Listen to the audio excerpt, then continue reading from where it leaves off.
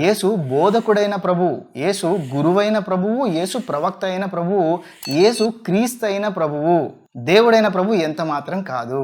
అయితే ఇప్పుడు యేసుని ప్రభు అని పిలవచ్చా, పిలవకూడదా?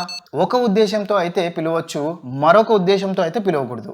ఏ ఉద్దేశంతో యేసు ప్రభు అని పిలవచ్చు? బోధకుడైన ప్రభు అనే ఉద్దేశంతో పిలవచ్చు, దేవుడైన ప్రభు అనే ఉద్దేశంతో పిలవకూడదు.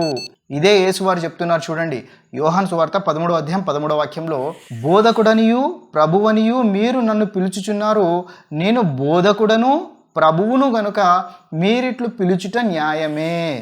మీరు నన్ను బోధకుడైన ప్రభువు, ప్రవక్త అయిన ప్రభువు, క్రీస్తు అయిన ప్రభు అనవచ్చు. ఎందుకు?